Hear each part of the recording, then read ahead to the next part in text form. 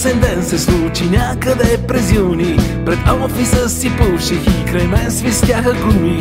Чух хасъци зад ъгъла и ти изкочи бясна. Светът се сгръмоляса, улицата стана тясна. Улицата стана тясна, а аз стоях пред теб. Стъпила на нещо, дето кучетата сутрин по време на разходка наредовно го изпускат. От мене смях звънлив се чу и даже се прекръстих. Веднага съжалих, но вече беше много късно.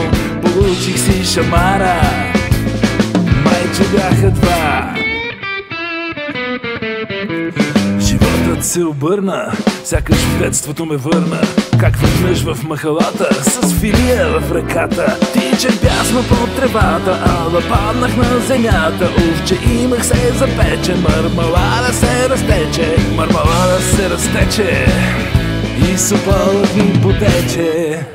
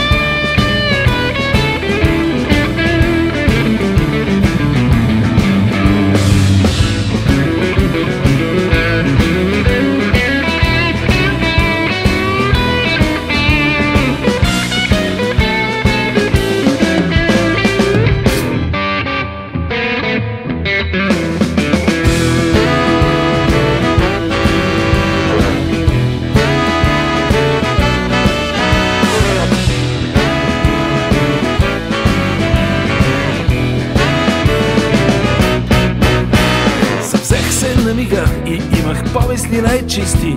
Предложих и в офиса крака и да почистя. И знаете как става, всички гледали сте филми. След няколко минути аз изпитвах чувства силни. Обувките смених с бутуши и тя в мен се сгуши. Сега разхождам куче, а момичето до мене с турбичка в ръката чака нещото да вземе.